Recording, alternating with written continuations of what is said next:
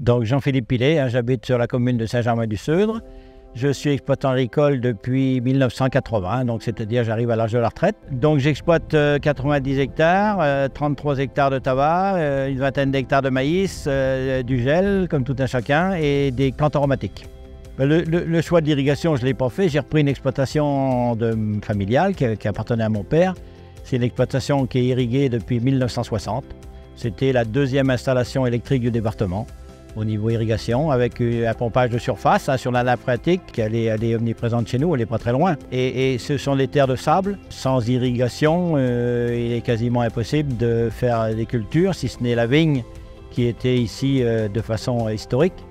Et voilà, et l'arrachage de la vigne avec la crise viticole a fait qu'on se retrouve avec de plus en plus d'exploitations irriguées. La vigne a été remplacée par du maïs irrigué, parce que c'est la seule céréale qui peut valoriser nos sols avec de l'eau, quoi. Parce que des blés, quand on fait 40 à 60 quintaux les très belles années, mais c'est plutôt 40, voire moins.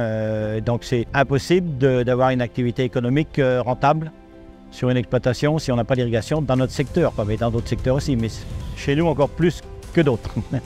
La réserve d'eau, ça permet d'irriguer tous les ans. Le souci, c'est que si on n'a pas assez de pluviométrie l'hiver pour pouvoir faire un pompage dans la nappe, on se retrouve avec une année où on peut difficilement irriguer, quoi. L'avantage de la réserve, c'est une garantie qui a un coût, mais c'est quand même une garantie de revenus et de fiabilité dans le temps.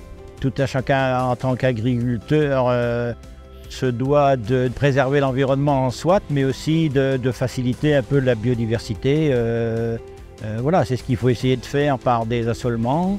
Sur mon exploitation, et je ne l'ai pas dit tout à l'heure, mais il y a aussi de la luzerne qui permet qui est une culture qui a aussi besoin d'eau, mais qui permet d'être moins dépendant au niveau mondial des protéines. Donc c'est quand même une chose importante, quoi. Alors c'est vrai que ça consomme de l'eau, mais si on ne la consomme pas nous, on va acheter le soja produit dans d'autres pays où eux, ils vont en consommer. Et ils n'en ont pas forcément plus que nous. Et au niveau environnemental, ils vont faire de la déforestation pour pouvoir fournir ce qu'on va leur demander. Donc il faut aussi rester serein chez soi et faire ce qu'il faut pour que ça marche chez nous, quoi. L'avantage de l'irrigation, c'est que ça permet à des petites structures, parce que je pense qu'à 90 hectares, chez moi, c'est pas une grosse structure. Si j'étais uniquement en céréales sans irrigation, il faudrait 300 ou 400 hectares. Alors que moi, la petite structure me permet de faire de la diversification, d'employer de la main-d'œuvre, parce que l'aspect social est quand même important.